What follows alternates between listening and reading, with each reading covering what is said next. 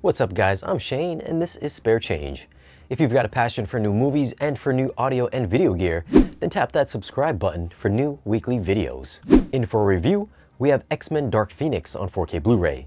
If you're new to the channel, I won't be reviewing the movie itself or the method used for filming. I'm just going to share with you my thoughts on the video and the audio quality. Now for a few tech specs. The movie was shot in 2.8 and 3.4K. It's got a 2K DI. It's rated PG-13. Runtime is 113 minutes. Aspect ratio is 239:1, so there will be those black letterbox bars. Well, I went ahead and rewatched X-Men Apocalypse right before I watched this one, so I was expecting this to look just as good. You know, because Apocalypse was reference quality. This one wasn't quite as good looking. Apocalypse had that 4K crispiness going for it, whereas Dark Phoenix had that occasional 4K crispiness. The great parts were littered with nice little details and nuances. Mystique's makeup and prosthetics were so clean you can make out every tiny little glittery texture in that paint. The fibers in the X-Men's costumes were clearly visible, as well as many of the near-filled background elements, such as the interior of the X-Mansion. Now there are some CG effects that were very soft, like this far-field shot of the mansion, and some effects like this train crashing that looked a bit janky. So even though it's not as sharp as the previous movie, I'd say it's a notch above X-Men First Class. So in order from best looking to worst looking, I'd go Apocalypse, Dark Phoenix, then X-Men First Class. But anyways, as far as the color palette and HDR, I found it had that warmer look like the other two movies. It also seemed slightly dimmer than Apocalypse for overall brightness.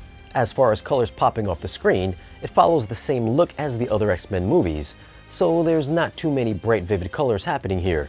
But since this does have HDR, there are those moments like the Phoenix burning in Chapter 23 that may have you looking away.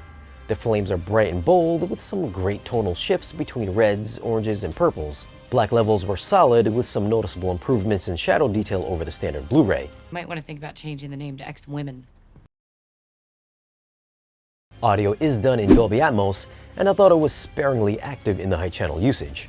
Some surround high points would be the train scene in Chapter 22 when Jean gets loose. Sorry, that might be a spoiler.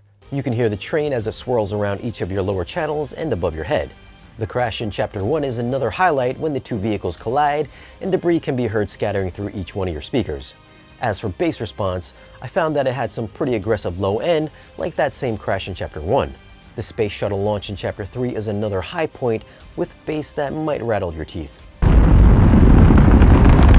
Bass can go low and has its moments for hard-hitting impact. Soundstage was decent with some occasional atmospheric presence in the upper channels, and sound movement was spot on within the lower channels, and I also had no issues hearing dialogue as it was always clean and clear. So for audio, I'm gonna go with an 8.4. I thought there was decent overhead usage, but I would have liked more during certain action set pieces. Bass was present during the action scenes, and effects matched the on-screen visuals nicely.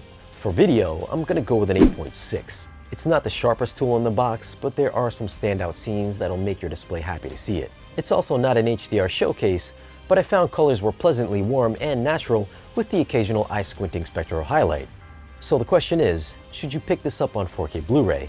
Well, it does look a bit better than the standard Blu-ray, and it does have a decent Atmos mix. Nothing about it screams reference, but it is the best version out there. And if you're an X-Men fan, then I guess you gotta have it. As for the movie itself, I think it was better than The Last Stand at least. Now if you're interested in picking up this disc, I'll leave a link for it down below in the description. Let us know your thoughts on the Fox X-Men franchise. Sad to see it go, or bring on the MCU. As always, thanks for watching.